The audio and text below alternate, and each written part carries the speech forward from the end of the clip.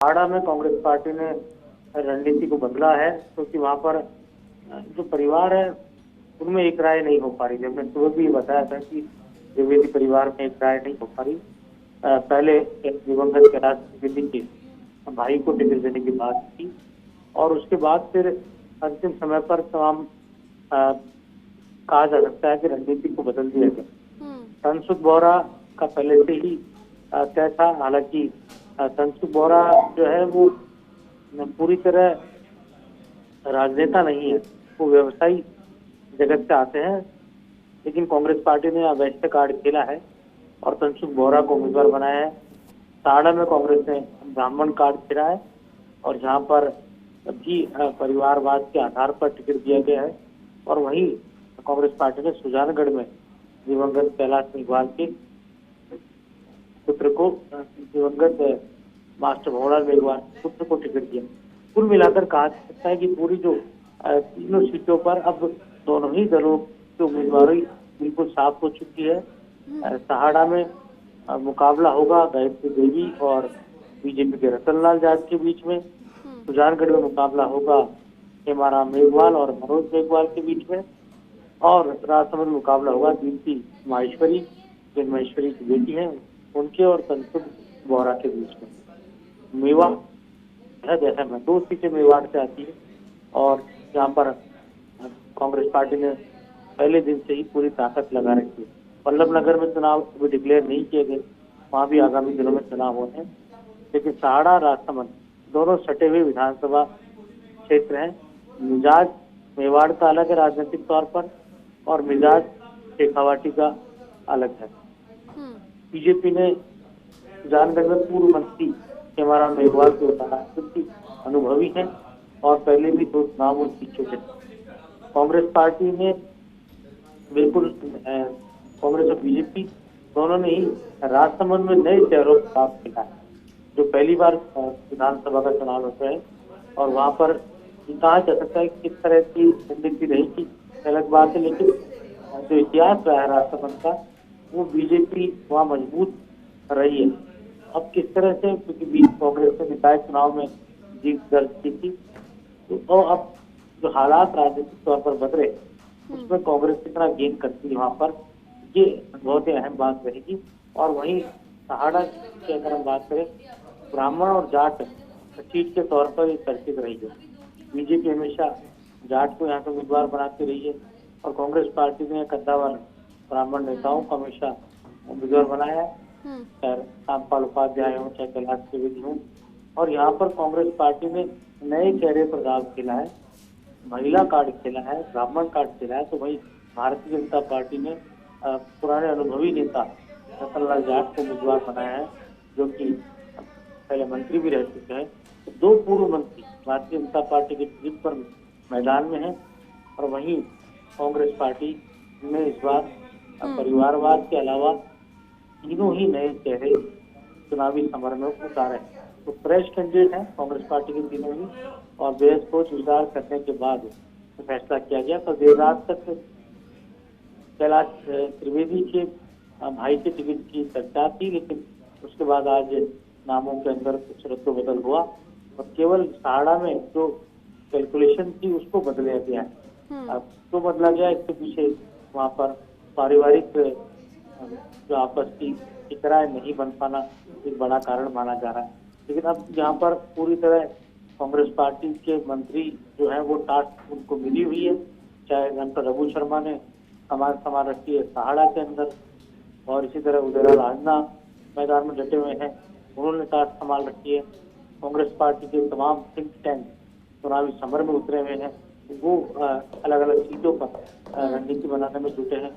भंवर सिंह भाटी है, उन्होंने सुजानगढ़ में टास्क संभाल रखी है। और जो सुजानगढ़ का इलाका है वो गोविंद सिंह डोटासरा के निर्वाचन क्षेत्र लक्ष्मणगढ़ से सटा हुआ है।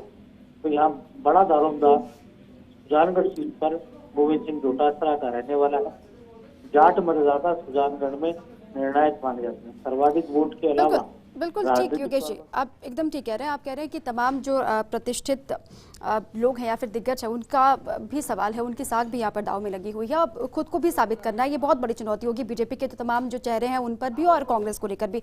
लक्ष्मण भी मेरे साथ लगातार जुड़े हुए हैं। लक्ष्मण, क्योंकि सुजानगढ़ की बात हम इसलिए भी कर रहे हैं, वो सीट बेहद महत्वपूर्ण है, लगातार कोशिश भी यहाँ पर मंथन भी लंबा हुआ। उसके बाद चूंकि भाजपा के प्रदेशाध्यक्ष का गृह जिला भी है सुजानगढ़, तो इसका भी असर क्या वहां पर दिखाई देगा, जो अभी कांग्रेस की तरफ से भी प्रत्याशी हो या फिर जो टक्कर है खेमाराम मेघवाल और मनोज मेघवाल के बीच में? इसी तौर पर अहम सवाल आपने पूछा है, और जैसा कि योगेश कह रहे थे कि कहीं ना कहीं लक्ष्मणगढ़ चूंकि जुड़ा हुआ है, जो गोविंद सिंह डोटासरा है कांग्रेस के प्रदेशाध्यक्ष, उनका वो विधानसभा क्षेत्र है। तो वहीं सतीश पूनिया भले ही चुनाव आमेर से लड़ते हैं, लेकिन वो मूल गांव उनका चूरू डिस्ट्रिक्ट से आता है। तो कहीं ना कहीं ये कह सकते हैं कि ये सब फैक्टर्स, नेता कोशिश रहती है, जब परिणाम आते हैं तो इन सब बातों पर चर्चा होती है। तो मुझे लगता है कि ये एक इशू है। निश्चित तौर पर सतीश पूनिया कोशिश करेंगे, और आपने देखा होगा कि खेमाराम मेघवाल को जब टिकट दिया गया तो प्रदेश अध्यक्ष का बयान भी यही आया था कि हमने सबसे राय मशवरा किया, वरिष्ठ लोगों से बातचीत की, सबकी पसंद का ख्याल रखा। क्योंकि खेमाराम मेघवाल को लेकर कहा जाता है वसुंधरा राजे सरकार में मंत्री रहे हैं, कहा जाता है नजदीक रहे थे, तो ये तमाम चीजें हुई। इसके अलावा जो एक महत्वपूर्ण बात है कि इमोशनल कार्ड की, वो बहुत महत्वपूर्ण बात विरोधी योगेश कह रहे हैं। क्योंकि देखिए, कैलाश त्रिवेदी की पत्नी को टिकट दिया गया है, इधर मास्टर मोहन लाल मेघवाल के पुत्र को टिकट दिया गया है, और भाजपा में भी हम देखें तो दीप्ति माहेश्वरी को टिकट दिया गया है। तो कहीं ना कहीं देखिए, पार्टी भले ही बात कितनी भी कर ले, लेकिन कहीं ना कहीं ये फैक्टर रहता है, खासतौर पर तब जब सिटिंग एमएलए किसी असामयिक निधन हो जाए या कोई ऐसी घटना हो जो दुखद हो कहीं ना कहीं, तो उसके बाद पार्टी कंसिडर करती है, पार्टी को लगता है कि सहानुभूति का फैक्टर भारतीय राजनीति में, राजस्थान की राजनीति में काम करता है। तो मुझे लगता है इन सब फैक्टर्स पर काम हुआ है, और जैसा चीजें हैं लक्ष्मण, ये सिंपैथी कार्ड, ये इमोशनल कार्ड क्या चलने वाला है? सुजानगढ़ की बात हो या फिर राजसमंद की बात हो, ये चलेगा क्या जो इमोशनल कार्ड है? देखिए, मुझे लगता है कि इमोशन कार्ड एक फैक्टर हमेशा से रहता है। अगर हम भारत की राजनीति को देखें, राजस्थानी राजनीति को समझें, हमेशा से एक फैक्टर रहा है। हालांकि ये बात ठीक है कि और बहुत सारी चीजें काम करती हैं। सुजानगढ़ की यदि हम बात करें, मास्टर मोहन लाल जिस कद के नेता थे, जो उनका एक समीकरण रहा, उनकी पत्नी जो है अभी निर्विरोध चुनी गई थी जब चुनाव हुए थे पंचायत समिति के, तो ये तमाम चीजें हैं। तो मुझे लगता है आपका जो क्वेश्चन है ये बिल्कुल ठीक है। इमोशनल कार्ड का फायदा राजस्थान की राजनीति में मिलता रहा यदि हम उसको देखें, लेकिन केवल इमोशनल कार्ड के सहारे नैया पार हो जाए ये भी सही नहीं है। ये जैसा कि कह रहे हैं, जातिगत समीकरण राजस्थान में मायने रखते हैं, वो सब चीजें कहीं ना कहीं काउंट होती हैं। इसके अलावा स्टेट गवर्नमेंट को लेकर जो बातें हैं, कितना काम हुआ, क्या हुआ, मैंडेट उसके साथ जाता है। और आप देखेंगे जो दो सीटें हैं, खासतौर पर सहाड़ा और राजसमंद की बात करें, तो यहाँ एक पर्टिकुलर गुर्जर जाति की जो बात है वो कहीं ना कहीं प्रभावी है। और यही वजह है कि हमने देखा कि गिले शिकवे भुलाकर देखेंगे हम कि कांग्रेस के दोनों नेता एक साथ दिखाई दिए, बहुत सारी बातें हुई। तो ये तमाम चीजें हैं। मुझे लगता है टिकट फाइनलाइज करने में कांग्रेस ने समझदारी दिखाई है, इंटेलिजेंस दिखाई है। अब देखिए, जनता को तय करना है कि ऊंट किस करवट बैठता है। बिल्कुल लक्ष्मण, लेकिन तमाम सवाल खड़े हुए, वो बीजेपी के अंदरूनी जो नेता हैं उनको लेकर भी कई बातें निकलकर सामने आई। वो राजसमंद की सीट हो जहां पर दीप्ति माहेश्वरी को लेकर ये कहा गया कि कुछ लीडर्स हैं जो चाहते नहीं है कि दीप्ति माहेश्वरी को दावेदारी मिले। उसी तरीके से सहाड़ा में जो परिवर्तन किया गया है कांग्रेस की तरफ से, गायत्री त्रिवेदी को मैदान में उतारा गया, हालांकि जो कि संभावना बहुत कम थी, गायत्री देवी को जिम्मेदारी दी गई है, संभावना इसको लेकर भी कम थी। अब पार्टियों के सामने चुनौती ये कि एंटी इनकम्बेंसी को कैसे रोका जाएगा, क्योंकि बार बार तो अभी तक भी खबरें ये आ रही थी कि वहां पर कुछ लीडर्स हैं जो चाहते नहीं है कि इनको दावेदारी मिले। देखिए, एंटी इनकम्बेंसी फैक्टर रहता है, और देखेंगे तो हम ये दो, खासतौर पर सहाड़ा की बात करें, सुजानगढ़ की बात करें, तो अगर आप वहां देखें तो वहां ऐसा हुआ है, एक बार भाजपा एक बार कांग्रेस, बहुत कम ऐसा हुआ। यहाँ तो हुआ ही नहीं, सुजानगढ़ में तो लगातार 2 बार एक पार्टी जीती हो। तो मुझे लगता है ये एक चुनौती रहती है। लेकिन इस बार जो है, एक तो इलेक्शन जिस तरह से हो रहे हैं, जो वजह है, बाई इलेक्शन है, तो ये तमाम फैक्टर्स जो हैं थोड़े अलग हो जाते हैं आम चुनाव से। और साथ ही साथ एक कहीं ना कहीं ये माइंड सेट रहता है, हालांकि ऐसा नहीं है, परिणाम इसके खिलाफ भी आए हैं, लेकिन एक माइंडसेट रहता है जनता के मन में कि जिस पार्टी की सरकार है लगभग उसके साथ जाने का रहता है, जब तक कि कोई बहुत बड़े ऐसे इशू ना हो जो या तो कास्ट बेस्ड इशू है या कोई ऐसे काम है जिसके चलते सरकार जो है डिफेम हो गई हो। तो मुझे लगता है कि राजस्थान में ऐसी कोई चुनौती कांग्रेस के सामने नजर नहीं आ रही। तो हो सकता है एक कारण, देखिए, भाजपा अपनी तरफ से पूरी कोशिश करेगी। आप देख रहे हैं पिछले 2 दिनों में अगर हम सियासत देखें, FIR तक हुई है, गजेंद्र शेखावत के अपने बयान आए हैं, तो वो चीजें कहीं ना कहीं, देखिए, जब कहते हैं ना कि चुनावी मौसम है, उसमें बहुत सारी चीजें होंगी। लेकिन बात करें आज की, इमोशनल कार्ड के साथ इंटेलिजेंट प्रयोग कांग्रेस का दिख रहा है। भाजपा ने भी यही किया है, कोई बहुत अलग वहां भी नहीं किया है। तो मुझे लगता है यहाँ पर इमोशनल कार्ड के साथ साथ सरकार की अब जो चुनावी रणनीति होगी, सभाएं होंगी, किस तरह से होगा, इन तमाम चीजों पर चुनाव परिणाम निर्भर करने वाला है। लेकिन सहाड़ा की सीट को लेकर लक्ष्मण इसलिए भी महत्वपूर्ण है क्योंकि पहले दो नाम अलग से थे जिनको लेकर ये कहा जा रहा था कि हो सकता है उन पर भी विचार किया जाए, लेकिन ऐसा हुआ नहीं। गायत्री देवी को जिम्मेदारी दी गई। अब जाहिर सी बात है कि सियासी नफा नुकसान को भांपकर ही अलकमान की तरफ से भी इस नाम को फाइनल किया गया होगा, लेकिन अब इसके क्या असर हो सकते हैं, या फिर आपको लगता है कि कुछ परिवर्तन दिखाई देगा इस नाम के बाद, चूंकि पहले से ही तो अलग नामों पर चर्चा हो रही थी? देखिए, कैलाश चंद्र त्रिवेदी वहां से चुनाव जीते थे, 65,420 मत उनको मिले थे, और भाजपा के रूपालाल जाट वहां से चुनाव लड़े थे, 58,414 मत उनको मिले थे। लेकिन वहां पर एक फैक्टर था, इंडिपेंडेंट भी एक चुनाव लड़ा गया था वहां पर, तो वो जो है उनको करीब 30,000 के करीब वोट मिले लड्डू लाल पिटालिया को। तो ये तमाम चीजें हैं, लेकिन मुझे नहीं लगता, देखिए होता है जब टिकट की डिमांड हमेशा से रहा है कि उस परिवार से भी कई बार हम देखने में आता है कि पत्नी के साथ साथ भाई या कोई दूसरा भी ये उम्मीद करता है कि शायद उन्हें टिकट मिले। लेकिन मुझे लगता है घर का मामला है, मिल बैठ के, ऐसा नहीं लगता कि कोई बगावत होगी। ठीक है, दावेदारी भले की होगी, तो मुझे लगता है इसमें कोई बहुत बड़ा फैक्टर नहीं रहने वाला। कैलाश त्रिवेदी का सामयिक निधन हुआ था, सब जानते हैं, उसके बाद उनकी पत्नी को टिकट दिया गया है, और यहाँ पर जैसा कि सुजानगढ़ में हम बात कर ही रहे हैं कि उनके बेटे को टिकट दिया गया है, तो मुझे लगता है इसमें कोई बहुत ज्यादा इन नामों को लेकर कोई किचपिच होने वाली है। लेकिन ये दोनों ही पार्टियों के लिए लक्ष्मण, क्योंकि पहले मैं ये सवाल आपसे पूछ रही थी, दोनों ही पार्टियों के लिए, वो सत्तासीन कांग्रेस की हम बात करें उनके लिए तो चुनौती है, क्योंकि सरकार भी यहाँ पर है, वापसी अगर होगी 2 सीटों पर तो वो तो अच्छी बात, लेकिन राजसमंद जहाँ पर पहले बीजेपी काबिज थी वहां पर भी किस तरीके से वापसी कांग्रेस करती है, इस पर भी लगातार नजर होगी। लेकिन बीजेपी के लिए भी ये चुनाव अपने आप में बेहद महत्वपूर्ण है। अब अगर बीजेपी इन तीनों सीटों में जीत दर्ज करती है या फिर 1-2 सीट भी बीजेपी के खाते में जाती है, तो इसको तैयारी मानी जाएगी 2023 को लेकर भी एक तरीके से। देखिए, निश्चित तौर पर देखिए, भाजपा के लिए मुझे तो ऐसा लगता है, ये मेरा व्यक्तिगत आकलन है एक पॉलिटिकल रिपोर्टर के नाते, कि भाजपा के लिए ये ज्यादा महत्वपूर्ण है तीनों बाई इलेक्शन। वो इसलिए महत्वपूर्ण है क्योंकि भाजपा के भीतर जो चल रहा है, कांग्रेस के भीतर चल रहा है वो भी साफ है, लेकिन भाजपा के भीतर भी कहीं ना कहीं नेतृत्व को लेकर अभी भी एक बड़ी ऊहापोह की स्थिति है।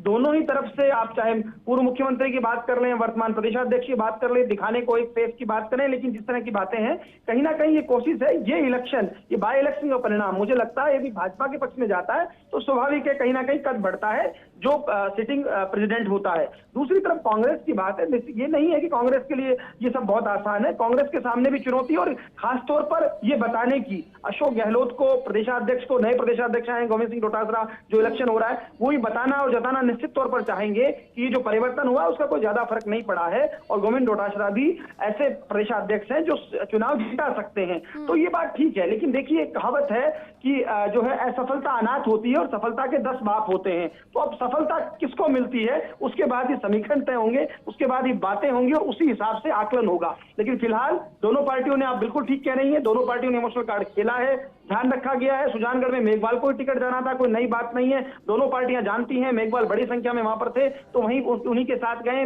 पहले एक बात चली थी, कोशिश की गई थी कि गैर मेघवाल के बारे में कोई बात हो, लेकिन मुझे लगता, हमने पहले भी कहा था, दूसरा साड़ा की बात है तो वहां पर वही जो है कहा गया है, जिस तरह की ब्राह्मण कार्ड की बात है तो वो हुई है। तो मुझे लगता है तमाम चीजें सोच समझकर की गई हैं। हालांकि कांग्रेस की जो लिस्ट है बाद में आई है, माइलेज बीजेपी को पहले दिन घोषित करने का कितना मिलेगा या कांग्रेस ने होमवर्क करके की है देखभाल के, ये भी एक बात है, लेकिन निश्चित तौर पर अब दोनों ने अपने पत्ते खोल दिए।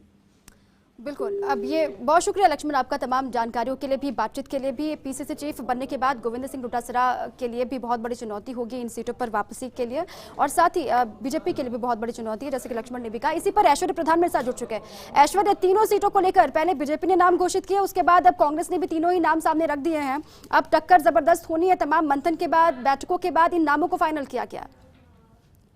देखिए, जिस बात का इंतजार था वो इंतजार आखिरकार खत्म हुआ है, और अब जो है टक्कर रोचक मुकाबला होगा। रोचक मुकाबला इसलिए होगा कि जातिगत खेल खेला गया है, सीधे तौर पर जातिगत समीकरण बिठाए गए हैं, क्योंकि इन तीनों चुनावों में, ये तीनों उपचुनाव है, इसे सेमीफाइनल भी करार दिया जा रहा है। कहा जा रहा है कि एक तरीके से सेमीफाइनल होगा, लेकिन यहाँ पर मैं एक बड़ी महत्वपूर्ण बात बता दूं दीपा, कि यहाँ पर निर्दलीय जो खड़े होंगे या फिर हनुमान बेनीवाल की पार्टी से जिन्हें टिकट मिला है या मिलेगा, वो जो लोग हैं वो भी यहाँ पर समीकरण बिगाड़ सकते हैं। बड़ी चुनौती इस बात को लेकर है।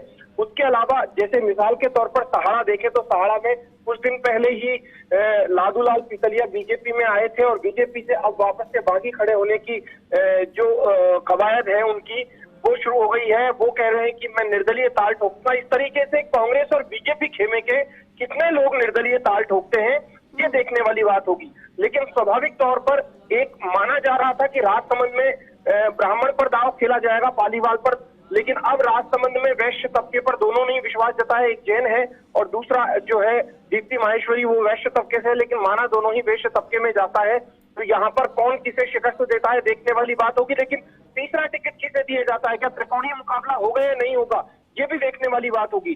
तो ये जो अभी की घोषणा हुई है कांग्रेस की ओर से, तो कांग्रेस की रणनीति क्या होगी ये भी महत्वपूर्ण बात है। सियासी नफा नुकसान को भांपकर इन नामों को फाइनल किया गया, इन नामों पर मुहर लगाई गई है और साथ ही साथ जो गणित है उसको साधने की कोशिश तो की गई है, लेकिन बहुत बड़ी बात यह कि इमोशनल कार्ड भी खेला गया। वो इमोशनल कार्ड कितना चलता है इस पर भी लगातार नजर। आप रहिए हमारे साथ। रामलाल शर्मा जी हमारे साथ जुड़ चुके हैं, बीजेपी के विधायक हैं। रामलाल जी, तीनों ही नाम फाइनल कर दिए गए कांग्रेस की तरफ से, अब टक्कर जबरदस्त होनी है उपचुनाव में। देखिए, ये तीनों उपचुनाव के अंदर भारतीय जनता पार्टी कांग्रेस ने जिन वादों के साथ, जिन घोषणाओं के साथ सत्ता के अंदर काबिज हुई है, धरातल के ऊपर आज वो एक भी घोषणा दिखाई नहीं देती। और जिस तरीके से किसानों की कर्ज माफी का मुद्दा है, बेरोजगारों का मुद्दा है, लाखों रुपए की VCR किसानों की भरी जा रही है, बेरोजगारी भत्ता देने के नाम पर भी ऊंट के मुंह में जीरा, कितना सा सहयोग करने का काम सरकार ने किया है। इन तमाम मुद्दों को लेकर राजस्थान में जिस तरीके से पिछले 2 साल में क्राइम अपने शीर्ष के ऊपर पहुंच गया, आम आदमी भी असुरक्षा महसूस करने लग गया, तो इन तमाम मुद्दों को लेकर और हम जनता के बीच में जाएंगे और निश्चित रूप से कांग्रेस। रामलाल जी, अगर कुछ काम हुआ ही नहीं, सरकार तो ये दावा कर रही है ना कि 2 सीटें सहाड़ा सुजानगढ़ तो उनके पास थी, उनके पास रहेगी, लेकिन आपकी राजसमंद भी वो लेकर जाएंगे इस बार। मैं दावे के साथ कह रहा हूं कि तीनों की तीनों सीटें भारतीय जनता पार्टी जीतेगी। कांग्रेस का जो चरित्र था, जो दोहरा चरित्र था, वो जनता ने देख लिया इन 2 सालों के अंदर। कितना विकास की छोटी घोषणाएं की गई, धरातल के ऊपर क्या हुआ है, अब जनता इनके जांचे में आने वाली नहीं है। लेकिन इमोशनल कार्ड आपने भी खेला, अब कांग्रेस ने भी वही खेलने की कोशिश की है। आपको भी लगता है कि ये कार्ड चलेगा दोनों की तरफ से? वो राजसमंद की मैं बात करूं या फिर सुजानगढ़ की बात करूं? देखिए, हमने कोई इमोशनल कार्ड नहीं खेला है। हमने उन्हीं को उम्मीदवार बनाया जिनका हक था, जो जनता की आवाज थी, कार्यकर्ताओं की आवाज थी।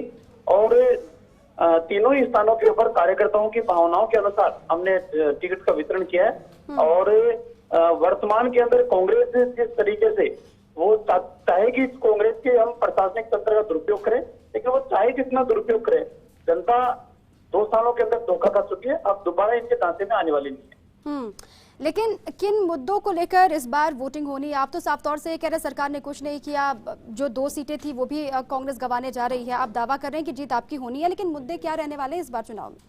मुद्दे इन चुनाव के अंदर स्थानीय मुद्दे भी रहेंगे और दूसरे प्रदेश व्यापी मुद्दे, जिन मुद्दों के लिए हमने सरकार को सदन के अंदर भी, सड़क के ऊपर भी घेरने का काम किया है। इन्होंने 2018 के चुनाव में घोषणा की थी कि हम 1 पैसा भी बिजली का नहीं बढ़ाएंगे।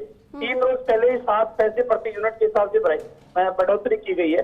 उससे पहले भी 4 बार बिजली की दरों के अंदर बढ़ोतरी सरकार कर चुकी है। इस कोरोना की लड़ाई तो जनता अकेले अपने दम पे लड़ रही है, लेकिन साथ के अंदर जनता ये अपेक्षा और उम्मीद रख रही थी कि सरकार हमारा साथ देगी, लेकिन सरकार किसी भी मोर्चे के ऊपर।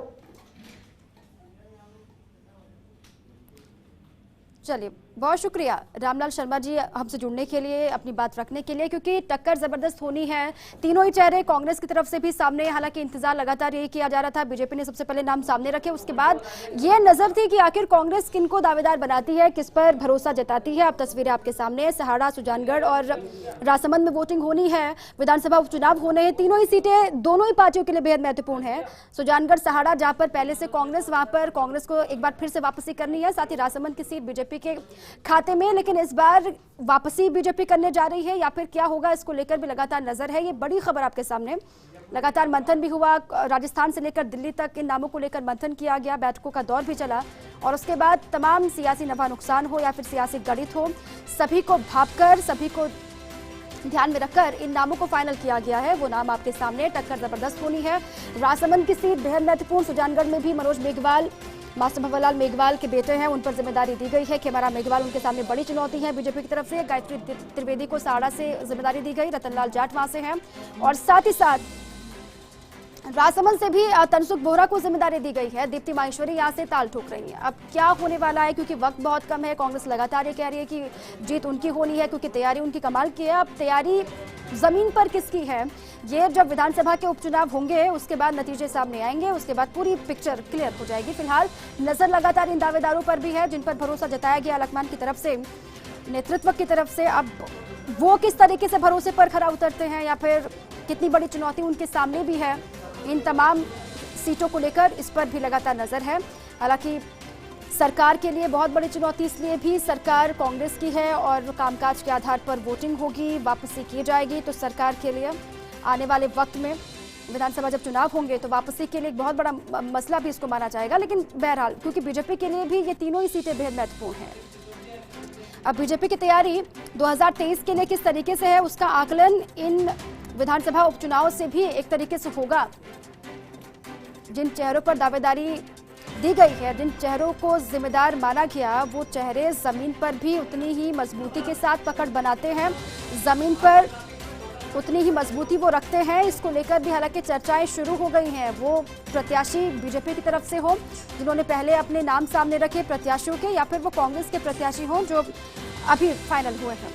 अब सहाड़ा, सुजानगढ़, राजसमंद, ये तीनों ही सीटें बेहद महत्वपूर्ण। विधानसभा उपचुनाव का काउंटडाउन शुरू हो चुका है। काउंटडाउन के तहत ये अब 6 नाम आपके सामने, और टक्कर किस किस के बीच में है वो भी हम लगातार आपको बता रहे हैं। ग्राउंड पर तैयारी शुरू कर दी गई है, वो सत्तासीन पार्टी कांग्रेस की तैयारी हो या फिर विपक्षी पार्टी बीजेपी की तैयारी हो।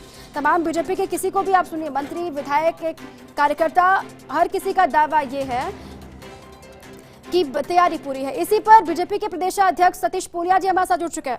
पूनिया जी, पहले आपने प्रत्याशी सामने रखे, अब नफा नुकसान सब कुछ सियासी गणित को भांपकर कांग्रेस ने भी प्रत्याशी घोषित कर दिए। सर, वो देर से आए हैं और दुरुस्त भी नहीं आए हैं, क्योंकि पहले से उनकी हालत खराब है। खुद पार्टी उनकी अंतर्कलह की शिकार है और जनता के बीच में जो सत्ता विरोधी आक्रोश है वो पंचायती राज में स्पष्ट तौर पर दिखा है।